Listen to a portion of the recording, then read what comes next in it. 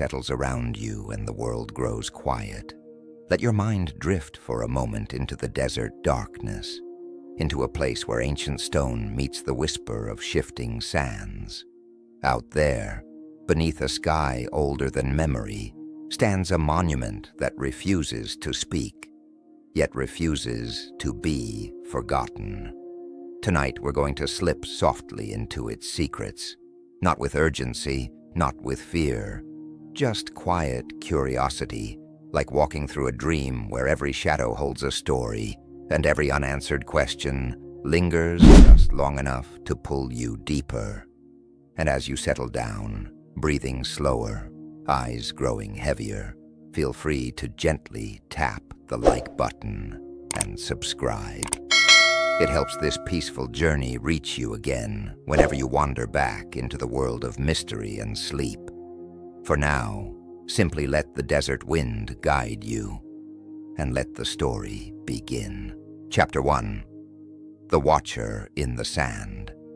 The wind that drifts across Giza doesn't just carry grains of sand, it carries memory. It moves softly over a monument that seems older than the desert itself, resting silently as kingdoms rose, collapsed, and faded into dust. Half buried for most of its life, half erased by time, the great Sphinx has spent countless centuries facing the sunrise, its gaze fixed on the horizon as though waiting for something or someone. Every classroom textbook repeats the same story. The Sphinx was carved during the reign of Pharaoh Khafre, roughly 4,500 years ago. But what if that tidy explanation hides a much deeper truth? What if the monument's real story was never meant to be uncovered? Beneath its massive paws, legends speak of sealed passages and forgotten chambers, dust-covered corridors that may hold the echoes of a civilization wiped clean from our historical memory. Official excavations steer clear of these areas. Independent researchers are consistently blocked, and every attempt to probe the Sphinx's foundations is quietly stalled. Its proportions don't add up. The head is too small for the body, as if it once wore a different face. Its nose wasn't gently weathered away, it was violently knocked off. And the erosion along its sides shows patterns carved by heavy rains. Rainfall that hasn't touched the Giza Plateau for nearly 12,000 years. If the Sphinx predates the pharaohs, then it predates everything we believe about the beginning of human civilization. Someone crafted it, someone buried it, and someone, over the centuries, seems desperate to keep its true past sealed. Tonight we brush away the sand, not just from stone, but from memory, to explore the secrets that Egypt's official history rarely allows into the light. Because the Sphinx is more than a monument. It's a question carved in limestone, and the answer may be old enough to rewrite the story of humankind. If you find comfort in unraveling forgotten mysteries, give this video a like. It helps keep this quiet journey alive. And share in the comments where you're joining from tonight and what hour your sky has reached. The tale of the Sphinx always begins with wonder. That silent face, part human and part lion, carved directly from the living rock of Giza, has watched over the desert longer than any written record can confirm. But the official story is incomplete, because behind that serene expression lies a mystery that ancient Egypt never fully explained, and perhaps never intended to. In 1837, British officer Colonel Howard Vyse oversaw one of the earliest major excavations around the Giza Plateau, a time when archaeology was driven by competition, not careful science. Among the rushed findings, one detail barely survived in the notes: a sealed entryway beneath the Sphinx that descended into darkness. Later interpretations of these reports and the controversial theories of historian Matt Simpson argue that this moment marked the first documented clue of something extraordinary. underground chambers connected through hidden passageways to the Great Pyramids themselves. Simpson believed these tunnels weren't tombs, but vaults, designed to preserve knowledge from a world older than dynastic Egypt. He called it the Hall of Records. It sounds like myth, until you notice the same story whispered across time. Herodotus hinted at secret chambers. Medieval Arabic writers described concealed halls under the statue. And even Edgar Cayce, though often dismissed, spoke of a library left by an ancient civilization beneath the Sphinx. Easy to laugh at, until 2019. That year, ground-penetrating radar surveys revealed large geometric voids directly beneath the statue and aligned strangely with the pyramids. The data was real. The explanations were not. Officials quickly dismissed the anomalies as natural formations and halted all independent investigation. Why? If the voids were meaningless, why the sudden silence? Why deny geologists the chance to verify them? For those familiar with modern Egyptian archaeology, the pattern is unmistakable. Any discovery threatening the accepted timeline is quietly buried. This time not under sand, but under red tape. But the Sphinx is different. If even one chamber exists beneath it, if even a single passage connects to something older, then our entire understanding of human history shifts. It would mean the builders possessed engineering, astronomy, and architectural knowledge far beyond what we attribute to early dynastic Egypt. It would suggest that our ancestors didn't start from nothing, but inherited fragments of a lost legacy. And then there's the evidence no one talks about. In the early 2000s, French researchers conducted thermal imaging over the Giza Plateau. The scans revealed distinct cold patches near the Sphinx's front paws, exactly where early reports placed hidden entrances. Yet no excavation followed. Officially, the concern is structural stability. Unofficially, some whisper that the real danger isn't damaging the monument, but damaging the story we've been told. Whatever lies beneath the Sphinx, sand, stone, or something far older, has waited patiently for thousands of years. Perhaps tonight, as the desert quiets and the wind settles, the watcher in the sand remembers the world before ours, and wonders when we'll be ready to remember it too. Chapter 2. The Forbidden Doorway. Why would Egypt, a nation built upon the pride of its past, work so hard to bury a discovery of unimaginable significance? Perhaps it isn't about politics or arrogance at all, but fear. A quiet, unspoken fear of what might happen if the world learned that the most iconic symbol of Egypt's identity might not be Egyptian in origin. Every civilization shapes its beginnings carefully. Egypt's story starts with the divine pharaohs, the chosen rulers blessed by the gods. But if the Sphinx existed before them, carved by hands far older than any dynasty, then that narrative unravels. It suggests an earlier culture, one powerful enough to sculpt a mountain into a guardian of stone and align it precisely with the heavens. A culture that vanished long before history began recording itself.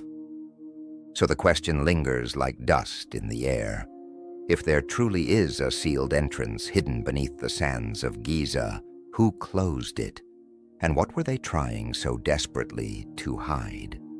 Perhaps the answer rests not in the desert that surrounds the Sphinx, but in the hollow world rumored to lie directly beneath it. Beneath the paws, beneath the limestone, beneath thousands of years of silence. Tonight, we follow that silence into the buried corridors and the secrets they might hold. And quietly, ask yourself this: if you stood before that forbidden door, would you dare break the seal, or would you let the past sleep? Because the sand remembers what people forget. It keeps the shape of lost roads, lost kingdoms, and perhaps lost worlds. And deep beneath the chest of the great Sphinx, the most whispered legend of all may still be waiting, the fabled Hall of Records. For more than a century, rumors of chambers beneath the Sphinx have haunted explorers, scholars, and dreamers alike. The modern trail begins in the early 1800s with the first large-scale excavations, but it certainly didn't end there. In the 1980s and 1990s, teams from the Stanford Research Institute and Waseda University used advanced ground scanning equipment to peer below the statue. Their readings revealed neatly shaped rectangular anomalies, far too symmetrical to be explained by natural geology. Publicly, Egyptian officials dismissed them as meaningless formations. Yet privately, some of the researchers admitted the truth. The scans resembled rooms carved by human hands. One report described a narrow vertical shaft descending from the Sphinx's left paw, seemingly ending in a wide chamber more than 12 meters underground. Another scan hinted at a tunnel running eastward, perhaps pointing toward the Great Pyramid, as though the Sphinx and the pyramids were once part of a deliberate, unified design, an ancient network older than the dynasties themselves. But who designed it, and why? This is where established history dissolves into myth. Ancient inscriptions speak of a world before the pharaohs, a time when divine beings called the Shemsu Hor, the followers of Horus, were said to rule and guide humanity. Some texts describe hidden halls where sacred wisdom was stored beneath the body of a lion. Scholars argue these are symbolic metaphors, but to others, they are cryptic directions. In the 1930s, a group of explorers claimed they uncovered a limestone doorway near the base of the Sphinx, marked with faint carvings, unlike anything known. The report faded into rumor, mentioned only in passing and never officially documented. Decades later, the trance visions of Edgar Cayce breathed new life into the legend, predicting that the Hall of Records, containing the memory of humanity's first civilization, would be revealed when the world was finally prepared to understand it. It sounds fantastical, until you look closely at modern technology's findings. In 2019, a joint Egyptian-American team detected yet another large cavity beneath the Sphinx's chest. Within days, the survey was halted.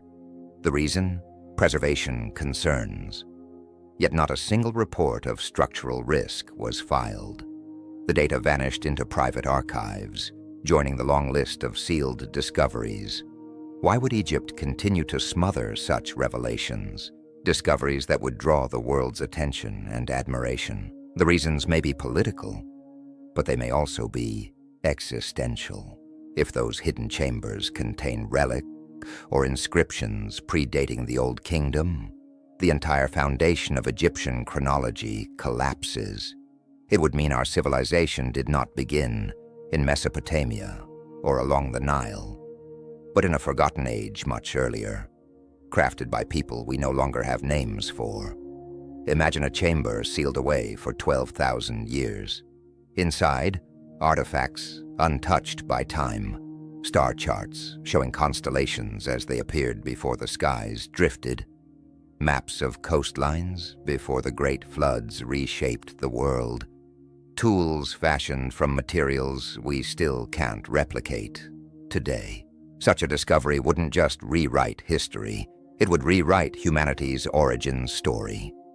Skeptics argue there is no hall, no chamber, no conspiracy, only hopeful imagination.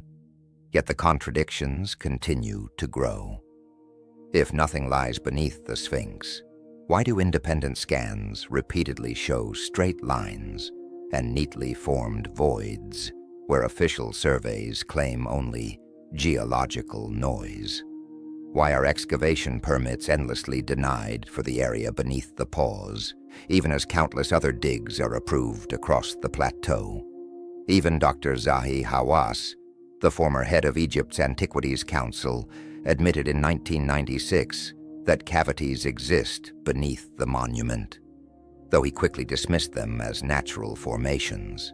And still, the forbidden doorway remains unexamined, still sealed, still waiting, as though whatever rests behind it has been asleep for thousands of years, waiting for the moment humanity is finally ready to remember. Chapter 3. Echoes of a Lost Civilization. For years, Zahi Hawass insisted that conversations about hidden chambers under the Sphinx were nothing more than wild speculation. But much later, when reporters pressed him again about the radar scans, his tone changed. He didn't deny the data. He simply called the subject dangerous nonsense and then refused to discuss it further. Dangerous to whom, exactly? His words linger like a whisper carried on warm desert wind, hinting that Egypt may not be guarding its own secrets, but the remnants of a civilization far older than its pharaohs, a society whose legacy might still pulse beneath the body of the Sphinx, preserved in silence and sand. Some believe those buried pathways were never meant to block human curiosity, but to keep something ancient contained.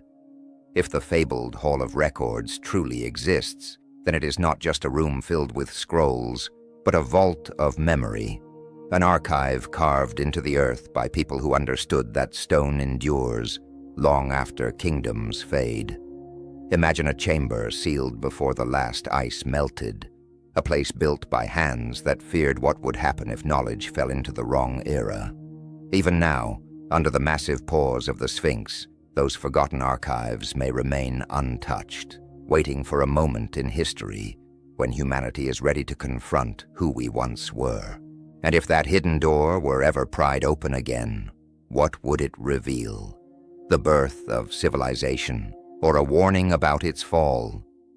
Perhaps the real clues are not buried beneath the Sphinx at all, but written into the monument itself, the way it was carved, the way it faces the sky, the way its very presence defies the timeline we've been taught. Carved directly from the Giza bedrock, the Sphinx wasn't assembled stone by stone. It was released from the plateau, sculpted by removing everything that wasn't the lion-bodied sentinel we see today. The statue stretches nearly the length of a modern football field and rises as tall as a 5-story building, yet no records describe its construction. No workers' scribbles, no quarry logs, no royal decree. Nothing. The surrounding temple, made from the same massive limestone blocks lifted from the pit, is equally anonymous, silent, nameless, and impossibly deliberate. Traditional Egyptology places the Sphinx during the reign of Pharaoh Khafra around 2500 BCE. The evidence? Its proximity to his pyramid and a partially broken statue nearby that somewhat resembles its face. But in a civilization that documented everything from barley rations to ceremonial haircuts, the absence of any mention of the Sphinx's creation feels more like an echo of something older, something the pharaohs themselves might have inherited rather than commanded. The clues deepen when you look at the erosion. The enclosure walls around the Sphinx bear scars carved not by sand and wind, but by heavy rainfall, storms that haven't touched Giza since long before Egypt's earliest dynasties. This suggests that the Sphinx was already ancient by the time Khafra lived. The pharaoh may have restored it, not built it. And then there is its shape. The lion's body is grand and proportionate, but the head is strangely small, almost as if an earlier face once rested there and was later recarved into the likeness of a king. If true, that would push the monument's origins back thousands of years, into a forgotten age when Egypt wasn't yet a desert. Its alignment only deepens the mystery. The Sphinx stares directly at the equinox sunrise, its gaze fixed toward the horizon, where the constellation Leo rose over 10,000 years ago. In that distant age, the Nile Valley was lush, the climate gentle, and the sands had not yet claimed the land. If the Sphinx truly belongs to that era, then it stands as a relic of a world washed away by catastrophe, a sentinel built by a people whose names are lost, recorded only in myth. And here, in the quiet warmth of night, the paradox becomes clearer. This monument shouldn't exist, not with the tools we believe ancient Egyptians had, not with the knowledge we assume they possessed, and certainly not with the silence surrounding its origins. Yet it stands, watching, remembering. A message carved in stone from a civilization long gone, waiting for us to finally listen. Chapter 4. The guardian that shouldn't exist. The Great Sphinx sits in the moonlit desert like something caught between two worlds, too advanced for the era scholars assign it to, yet far too tangible to be dismissed as legend. It hovers in that strange boundary where mythology and archaeology blend into quiet uncertainty, like a whisper from a civilization long erased but not entirely forgotten. Officially, the story remains simple. The Sphinx is Egyptian, about 4,500 years old, carved during the reign of Pharaoh Khafre. But the stone itself disagrees, its surface marked by rain, wind, and ages far older than any king's decree. If we allow ourselves to hear that older story, then we must also accept another truth, that the Sphinx may not reflect what Egypt built, but what Egypt inherited. And if the monument was shaped by hands from a lost epoch, then what, or who, was it meant to portray? When you study the face closely, especially under soft, fading light, the proportions begin to betray a secret. The head is too small for the enormous body it rests upon. The features, worn smooth over millennia, feel delicate, almost fragile, compared to the powerful lion-like form beneath. Egyptologists label this symbolic proportion, yet artists, sculptors, and engineers quietly call it something else, an anatomical impossibility. The body, broad and muscular, is unmistakably that of a guardian, alert, tense, protective. The head, however, is calm, serene, strangely diminutive. If the entire sculpture had been envisioned as one piece from the beginning, the head would have needed to be nearly twice its current size. Something doesn't align, and perhaps it was never meant to. According to the conventional explanation, the Sphinx's face represents Pharaoh Khafre. It's meant to merge the king with the noble lion, projecting royal strength. But there is a problem. It simply doesn't resemble him. In 1992, Frank Domingo, a highly respected forensic artist from the NYPD, compared the Sphinx's facial structure to known statues of Khafre. His conclusion was clear and supported by measurable analysis. The two faces do not match.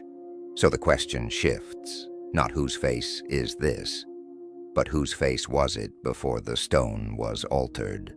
Across the ancient world, monuments were often reworked. Rulers erased their predecessors, recut statues to show their own features, rewrote stories in stone. But the Sphinx is a different kind of mystery. To reshape the current head, artisans would have needed to carve away a much larger original, reducing it layer by layer to reveal the smaller face we see today. If that happened, then the Sphinx didn't just undergo cosmetic alteration. It lost an identity older than recorded history. Some researchers believe the original head was that of a lion, perfectly matching the body and echoing the constellation Leo, which rose directly before the Sphinx around 10,500 BCE. Others propose something even more intriguing, that the monument once bore the countenance of Anubis, the jackal god, the eternal watcher of necropolises and guardian of the passage between life and death. Look again at the body. The long level back, the forward-stretched paws, the tail curling neatly along its side. This isn't the stance of a lion. It's the patient posture of a vigilant canine, one waiting, guarding, watching. And Giza, long before the pyramids, was a sacred necropolis. If the Sphinx once represented Anubis, it would explain the mismatched proportions. The tall ears and elongated snout of a jackal would have suited the massive body far better. When later rulers recarved it into a human visage, they would have had no choice but to chisel deep into the stone, shrinking the head dramatically. In doing so, they didn't just alter an image, they erased an entire chapter of human history. Why would they do this? Perhaps to claim something they never built. A ruler who associates himself with a monument already ancient gains power through legacy. By giving the Sphinx a human face, a pharaoh could whisper to the world and to eternity that this guardian answered to him. In ancient Egypt, memory was a form of immortality. To reshape the past was to command the future. Even the rock itself supports this mystery. The head and neck show erosion patterns inconsistent with the body, suggesting they were exposed to different climates at different times. Later repair blocks, stacked like patches on an old garment, hide deeper scars. The Sphinx has been altered so many times that its original identity is now a puzzle with pieces missing, rearranged, or intentionally removed. If this monument truly began as Anubis, the silent protector of the dead, then transforming it into a human king was not merely artistic, but profoundly symbolic. It marked a shift from a cosmic guardian to a mortal ruler, from ancient remembrance to royal authority, from myth to political legacy, and yet, as you rest with this story in the quiet of night, the expression of the Sphinx still feels distant, as though its eyes are fixed not on us, but on something far beyond our understanding, something it has watched for thousands of years, waiting for the sands of truth to shift again. Chapter 5. Rain that shouldn't be there. The Sphinx gazes endlessly toward the rising sun, yet its expression seems fixed not on the horizon before it, but on something far beyond, something ancient, something it once guarded in an age long extinguished. For thousands of years it has stood in silent vigil. But there may have been a time when that same unblinking gaze reflected not the birth of a new day, but the fading light of a world coming undone. If the Sphinx remembers anything, those memories are carved into its wounds, into the parts of itself that have been lost. And perhaps the earliest clue to its forgotten past lies not in what remains, but in what was deliberately destroyed. Everyone who sees the Great Sphinx notices the same thing immediately. The face is broken, the nose missing, the expression incomplete. It's such a familiar image that we rarely pause to ask what truly happened. Schoolbooks and tourist guides often repeat the famous tale that Napoleon's soldiers blasted it off with cannon fire during their invasion of Egypt in 1798. It's a neat story, dramatic and easy to imagine, but entirely untrue. Long before Napoleon ever laid eyes on the Sphinx, travelers in the 1400s and 1500s sketched the monument, and even then, the nose was already gone. One of the earliest documented explanations comes from the medieval historian al-Makrizi, who wrote that a Sufi zealot named Muhammad Sa'im al-Dar defaced the monument in the 14th century. Angered that local villagers were making offerings to the stone guardian, treating it almost as a deity, he struck the Sphinx's face with a hammer, determined to silence what he believed was idolatry. But even this account, dramatic as it is, doesn't fully explain the extent of the damage. The missing nose is only one wound among many. The lips are chipped, the cheeks battered, the eyes worn and hollow, The entire face is marred by scars that look far more intentional than simple erosion. Why attack the face? In the ancient world, a statue's face was more than decoration. It was identity itself. To mutilate it was to sever the soul, to rob the being of its immortality.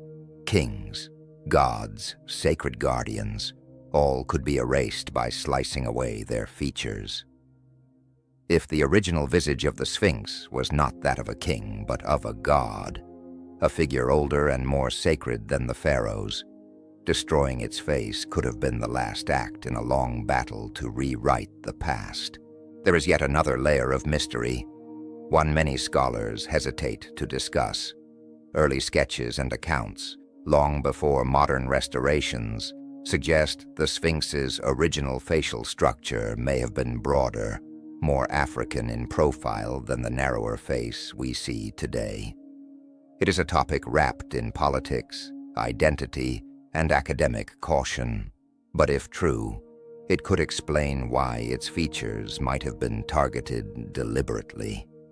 A face that challenges an accepted narrative is sometimes more dangerous than a myth. A nose is only stone, but a nose that contradicts the story of who built civilization can become an inconvenient truth. Yet even vandalism and iconoclasm fail to explain the Sphinx's deepest mysteries. The most striking evidence is not in what was taken away, but in what nature itself left behind. The body of the Sphinx is carved with deep vertical gullies, erosion marks that could only have been shaped by heavy rainfall, not wind, not sand, rain. But Egypt hasn't seen such sustained rainfall in over 7,000 years. The head, on the other hand, shows far less of this water weathering, suggesting it was reworked long after the body had already endured centuries of storms. This imbalance, this geological contradiction, is perhaps the clearest sign that the face we see now is a replacement, carved in an age when the desert had already claimed the land. If that's true, then the Sphinx is a palimpsest, a page of stone where an older message was scraped away so a newer one could be written. Its missing nose becomes more than a curiosity. It becomes a symbol of forgotten time, a scar left behind by those who sought to reshape history. The most recognizable face on Earth is also the one we can no longer truly see. We will never know the precise curve of its original jaw, the arc of its smile, or the expression its first sculptors gave it. But maybe that mystery is its purpose. Perhaps the Sphinx was never meant to reveal who it once resembled, but to remind us how much humanity has forgotten. Each fracture, each missing feature, each deliberate wound tells a quiet story, not just of destruction, but of authority. Because whoever controls the face of the Sphinx controls the story that survives.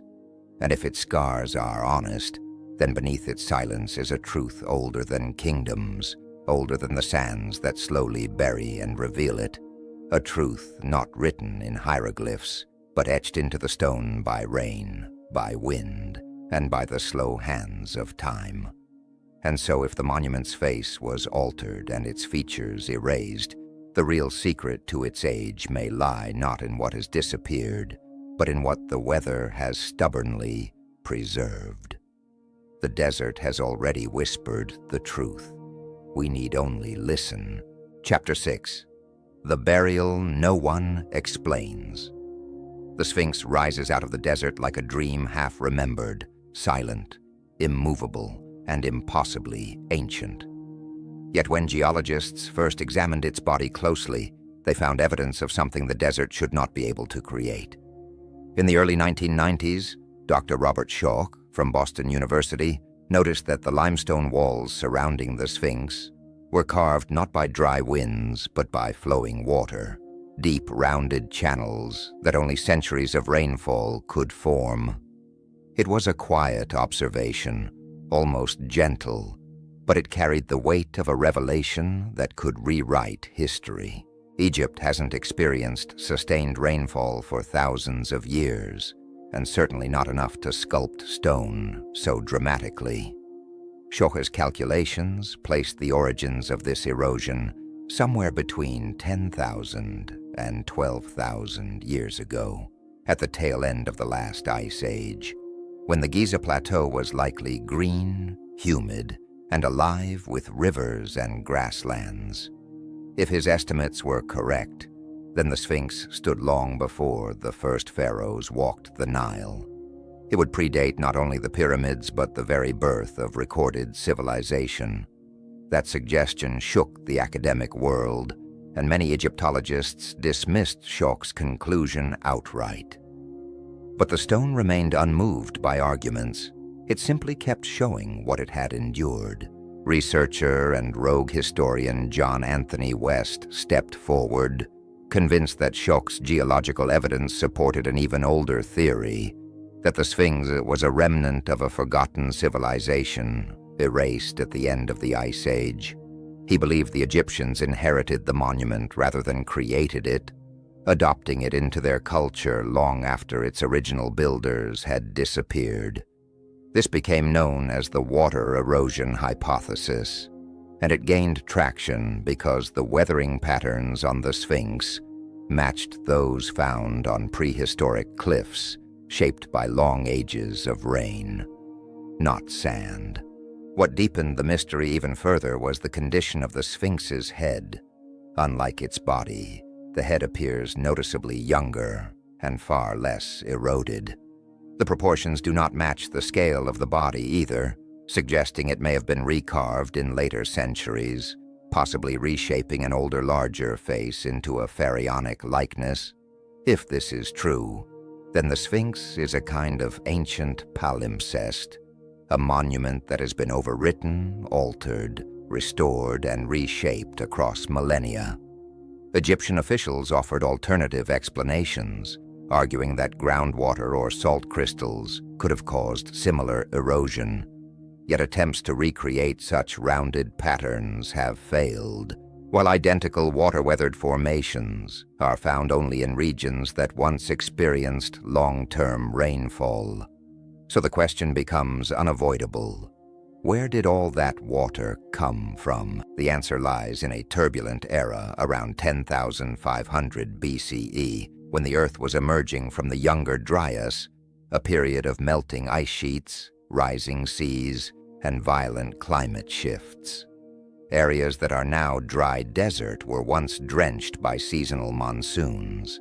If the Sphinx already existed during that time, then the rain that sculpted its body was real, frequent, and relentless. This forces two possibilities. Either Egypt's entire historical timeline is incomplete, or the Sphinx was carved by people from an age far older than the pharaohs.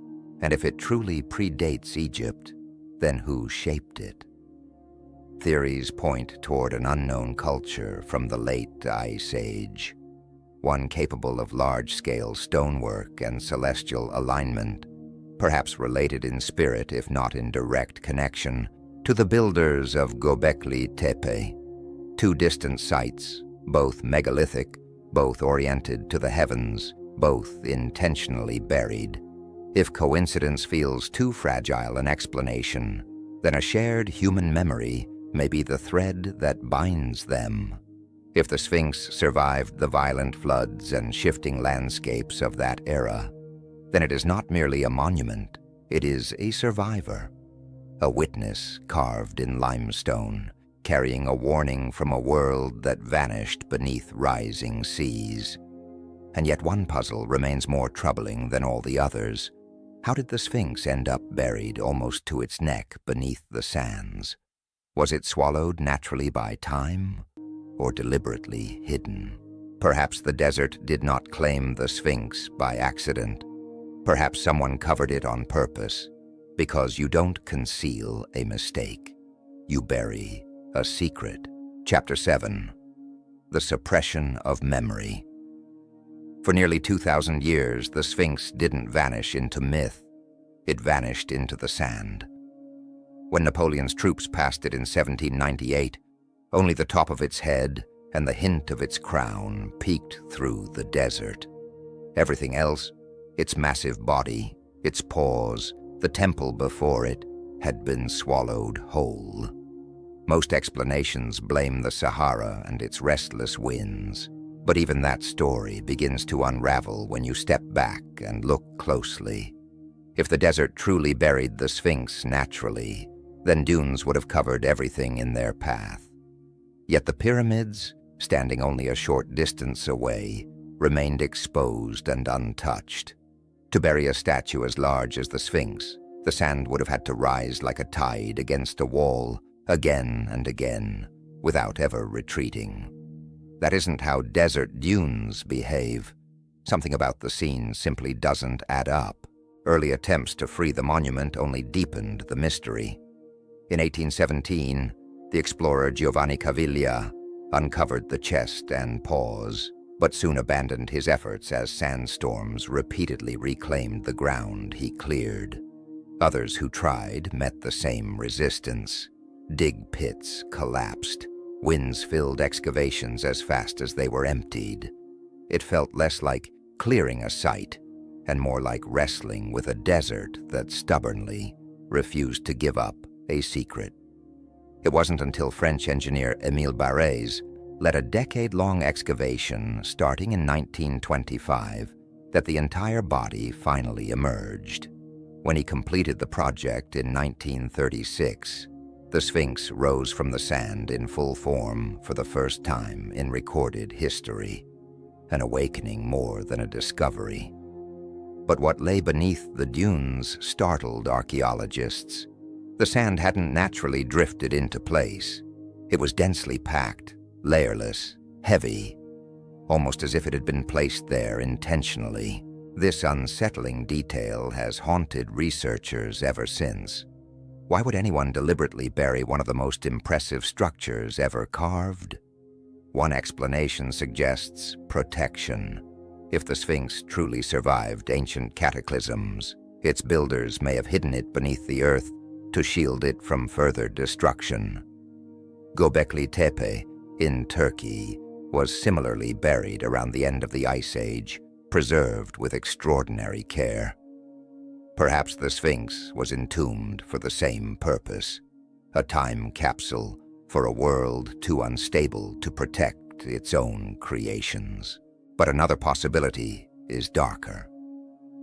The Sphinx may have been buried not to preserve the past, but to erase it. A later civilization could have inherited a weathered monument whose symbolism threatened their authority. If the original head depicted a deity or figure they did not recognize or did not want remembered, they might have recarved it, reshaped it, and finally smothered it in sand to silence the old world altogether. Cultures throughout history have rewritten myths, erased rivals, and replaced inconvenient truths with their own stories. Hiding an entire monument would be the most dramatic, but also the most effective rewrite of all. There's also a symbolic layer to consider, one whispered through ancient texts. In initiation, rituals, burial represents a transition, a descent before enlightenment. It marks the end of one age and the beginning of another. Perhaps the Sphinx's burial was not destruction, but ceremony. A guardian sealed away until the world was ready to remember. When it was finally uncovered in the 20th century, humanity may not have found a ruin, but awakened something that had been deliberately placed in slumber. And that leaves one final, unanswered question. If the Sphinx was hidden intentionally, who decided it should rise again? Was it simply chance that the sand shifted enough for explorers to notice its crown? Or was its re-emergence part of a much older rhythm, like a clock carved from stone, waiting for the right moment to reveal itself? If the Sphinx protected the memories of a world long forgotten, then perhaps the sands didn't just bury a monument. Perhaps they buried a warning, one the modern world is only now beginning to uncover. Chapter 8, The Truth Buried in Stone.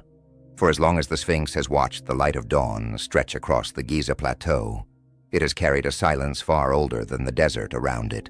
Its mystery isn't found in shifting sands or forgotten legends.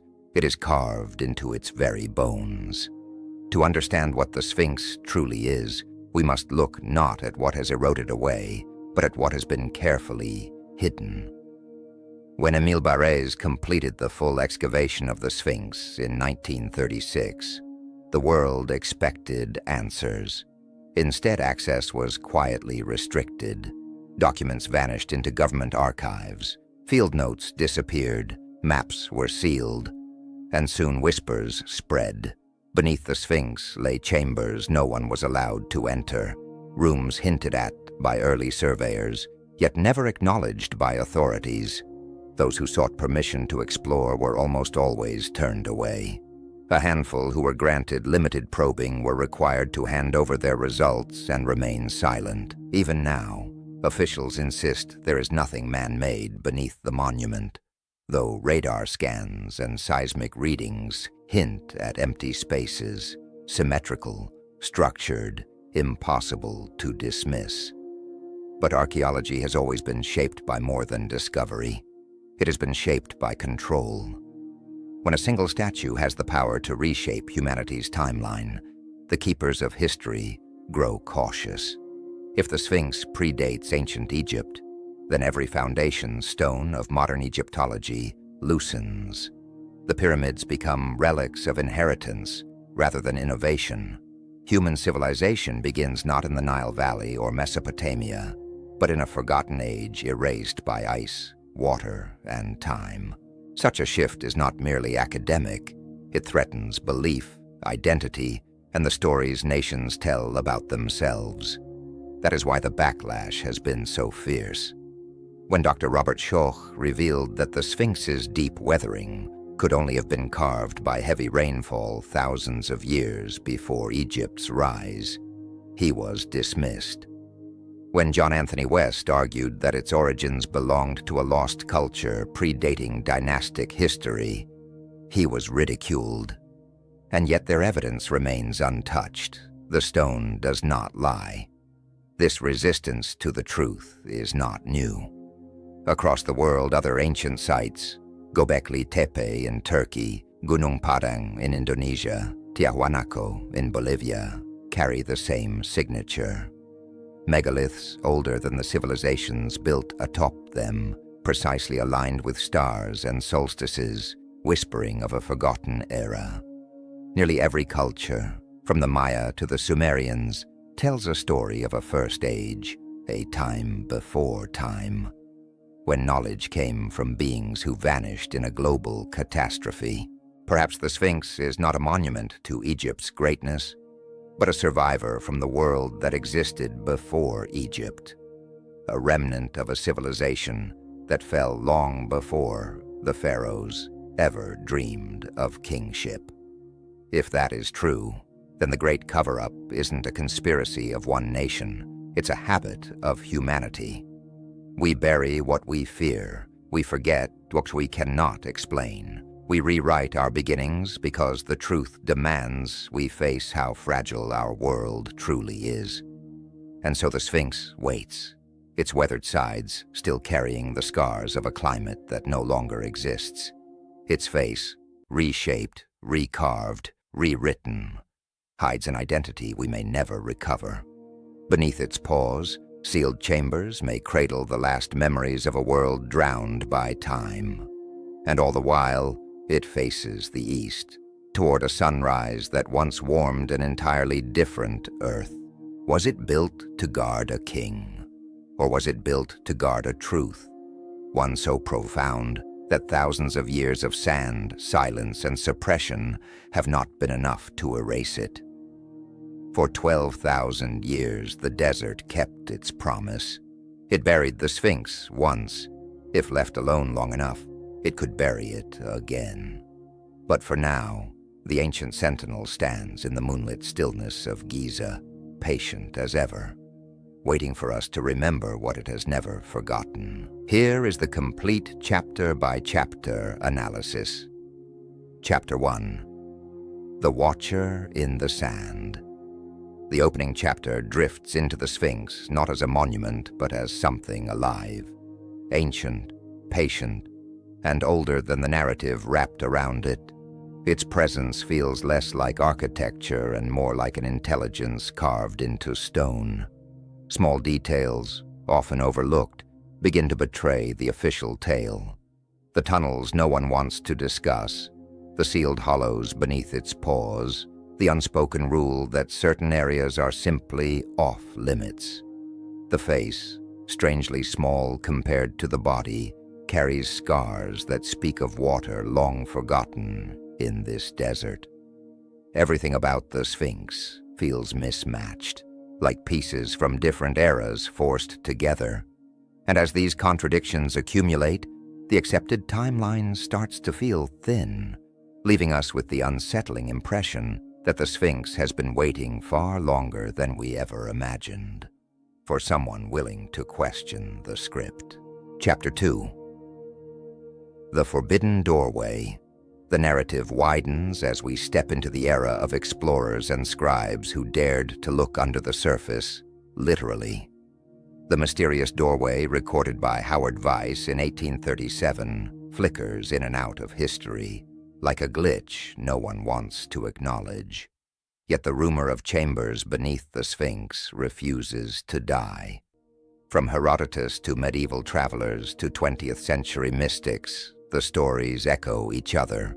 A library, a vault, a sealed chamber where knowledge was hidden rather than lost. Modern technologies only complicate this picture. Radar scans reveal symmetrical voids, geometric spaces too deliberate to be dismissed, but official voices quickly label them natural cavities. The speed and confidence of the denial feels more like fear than certainty, giving the impression that the real doorway isn't only in the stone beneath the Sphinx, but in the history books that were never meant to be reopened. Chapter 3. Echoes of a Lost Civilization. By the third chapter, the Sphinx no longer appears as an isolated puzzle but part of a buried system. Radar surveys uncover shapes beneath the plateau, rectangles, corridors, a geometry that hints at architecture concealed under layers of time. Legends of a forgotten epoch, ruled by figures called the followers of Horus, rise to the surface, not as myths, but as potential memories carried across ages. The story grows stranger when accounts from modern researchers describe discoveries that vanish from the record. A limestone door noted in the 1930s that no publication ever followed up on. Radar scans whose results mysteriously disappear. The Sphinx begins to feel like the keystone of a much older blueprint, one that someone, somewhere, does not want reconstructed. Its silence becomes its defense and its warning. Chapter 4. The Guardian That Shouldn't Exist. The Sphinx's physical form becomes the main witness in this chapter. Its enormous body, carved from a single ridge of bedrock, carries deep erosion patterns, inconsistent with desert history. Yet the head, small, almost disproportionate, looks carved in a far more recent style. The implication is unsettling. The original face may have been that of a lion or even a jackal god, later reshaped to honor a pharaoh who needed an ancient guardian to legitimize his rule. The Sphinx transforms into a palimpsest, a monument overwritten by successive cultures. If its identity was rewritten once, perhaps it had already been rewritten many times before. The statue's expression, now eroded, almost seems aware of this, its silence holding a layered history that no single civilization can claim. Chapter 5. Rain That Shouldn't Be There. Here the stone itself becomes the storyteller. Robert Schoch's geological analysis exposes erosion that could only have been shaped by heavy, sustained rainfall. Yet rain of that magnitude hasn't touched the Giza Plateau for more than 10,000 years. This simple observation pries open an enormous crack in the timeline, thrusting the Sphinx into an age closer to the Ice Age than the reign of any known pharaoh. The chapter reframes the monument not as an Egyptian creation, but as a survivor of a climate, and possibly a culture, that vanished in global upheaval. While archaeologists defend tradition, the Earth's memory is harder to debate. The Sphinx becomes a relic from a world drowned by its own ending, a survivor of storms modern history refuses to acknowledge. Chapter 6. The burial no one explains. For centuries, the Sphinx slept beneath the sand, its body hidden so completely that only its head peeked out like a fossil, refusing to disappear. But the manner of its burial raises questions that wind alone cannot answer. The sand around it lies in compacted layers, deliberate and unnatural, while surrounding monuments remained untouched. Excavators repeatedly reported that the sand returned almost as quickly as it was removed, as if the desert itself were reclaiming or protecting the figure. When compared to the purposeful burial of Göbekli Tepe, the pattern becomes unmistakable. Civilizations sometimes hide what they cannot destroy. Whether for protection, reverence, or secrecy, the Sphinx's burial feels like the final act of a people aware that their world was ending, and determined to preserve at least one sentinel of their memory. Chapter 7. The suppression of memory. Modern history proves as opaque as the ancient. After the Sphinx resurfaced in the 20th century, research tightened rather than expanded. Access was restricted, reports disappeared, and scans revealing cavities beneath the monument were swiftly dismissed. The chapter paints a picture of archaeology entangled with nationalism, institutional pride, and the burden of preserving a neat narrative. When new findings threaten to rewrite the foundations of a culture's identity, silence becomes easier than acknowledgement. The Sphinx finds itself caught between past and present forms of censorship, one carved in stone, the other written in policy. Its greatest mystery may not be what lies underneath, but why no one is allowed to look. Chapter 8. The truth buried in stone. The final chapter draws the threads together, presenting the Sphinx as a relic from a deeper history than the world accepts. Its alignment with the constellation Leo hints at a sky that last matched this orientation more than 12,000 years ago. Its erosion suggests storms from an era when northern Africa was green and alive. Its face, recarved and reshaped, hides an older identity whose memory was buried long before the sands arrived. And beneath its paws, voids remain untouched, doorways waiting for someone brave enough to challenge the boundaries of accepted history. As the chapter closes, the Sphinx becomes more than a monument. It becomes a reminder that civilizations rise, collapse, and vanish, leaving behind fragments that future ages must reinterpret. The Sphinx endures, not as a puzzle to be solved easily, but as a statement carved in stone. The past is wider, older, and more layered than we have ever dared to imagine. My final thoughts. In the end, the Sphinx stands exactly as it has for thousands of years, silent, weathered, and impossibly patient. What makes its mystery so powerful is not just the unanswered questions beneath the stone, but the way each clue pushes us deeper into the forgotten corners of human history. Every anomaly, every erosion line, every sealed chamber and recarved feature hints at a world that once existed beyond the reach of our textbooks. Whether the monument was built by the Egyptians, inherited from an older culture, or restored after a cataclysm, it remains a reminder that our understanding of civilization is fragile and incomplete. The Sphinx challenges us to reconsider what we think we know about our past, our origins, and the long, quiet stretches of time that humanity has survived and forgotten. As the sands shift and the sun rises across the plateau, the truth remains buried, not because it is lost, but because we are still learning to ask the right questions. If this journey into the Sphinx's hidden history left you curious, unsettled, or inspired to look a little deeper into the shadows of our ancient world, consider staying connected. These stories, quiet, mysterious, and often ignored, deserve a place where they can be explored without rushing to conclusions. So if you'd like more explorations into forgotten civilizations, suppressed discoveries, and the secrets carved into stone, feel free to subscribe and join me for the next chapter. Until then, rest well, stay curious, and remember that some monuments don't just guard the past. They protect the questions we are only beginning to understand.